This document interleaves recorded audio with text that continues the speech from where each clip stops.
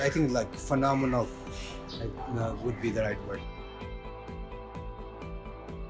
So when the pandemic happened and when we had to do the whole thing remotely, um, we knew that it would not, हाम्रो भएको student information system, classroom system, all those things would not be enough.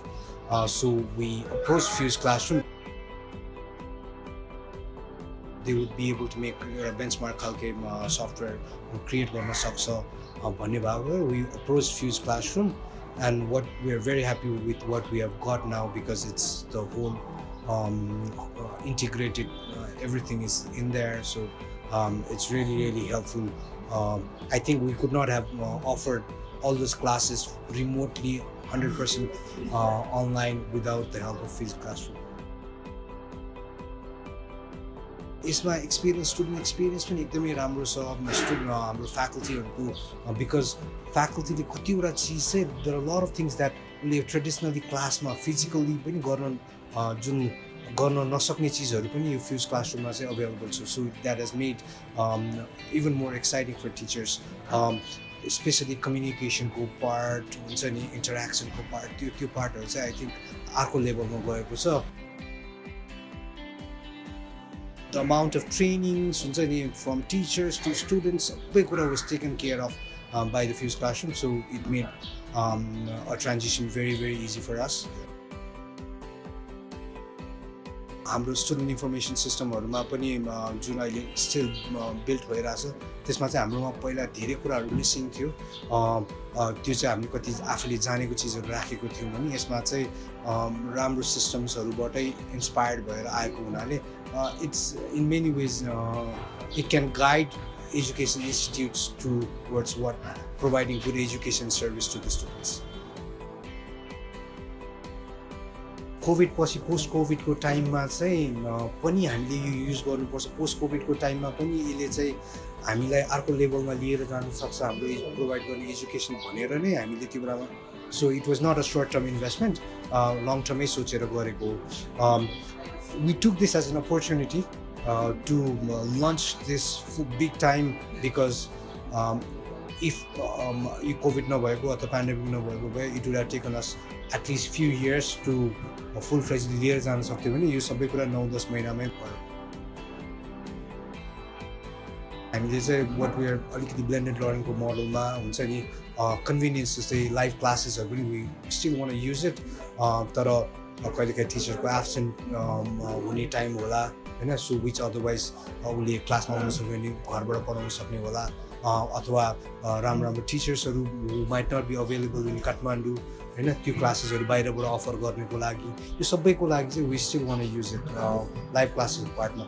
Everything else has nothing to do with the pandemic, because हाम्रो assignment submit गर्ने होस्, स्टुडेन्टसँगको discussion फोरम्सहरू होस्, interaction, यो सबै कुरा चाहिँ अरू बेला पनि चाहिने चिज हो.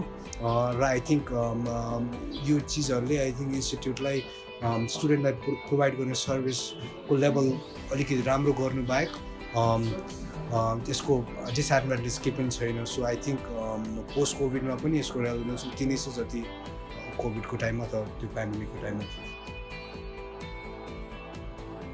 एज अ इन्स्टिट्युट हामी एकदम स्टुडेन्ट सेन्टर्ड बन्न खोजिराखेको हुन्छौँ.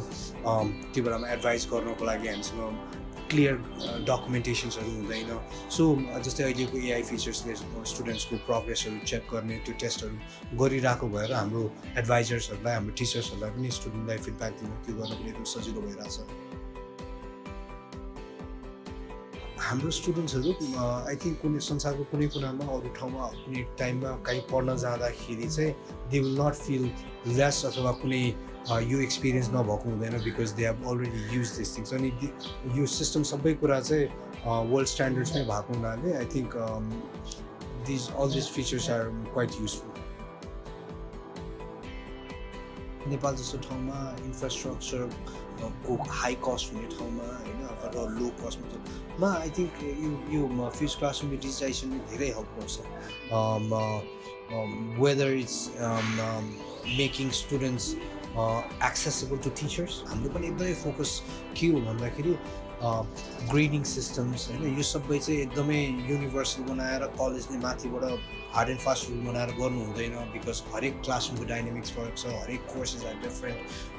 सो त्यसमा चाहिँ टिचर्सले आफूले त्यसको करिकुलम त्यसको ग्रेडिङ सिस्टमहरू गर्नुपर्छ भन्ने थियो. तर हिजोको दिनमा हामीसँग त्यो सिस्टम थिएन अनि त्यसैले के गर्थ्यो वी डिफाइन होइन.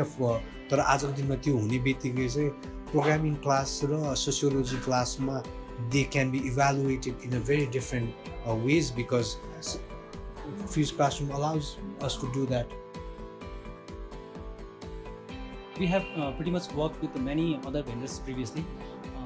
Nobody was willing to spend significant amount of time before actually delivering the product. And Fuse Classroom was like too involved in re-researching the things and understanding business needs and requirements. And they had really a big team which really convinced us for the product. Initially, it was a challenge. Like everyone was like, "Why switch now? Why to retrain everyone?" But once faculties started using Fuse Classroom with the support, definitely there was a huge support from Fuse team who were there to train the faculties and support the administration. We had like Viber group, and then we had live customer chat in the Fuse Classroom itself. So these things changed the perception towards the software of many faculties, and this really helped them to adapt well with the system.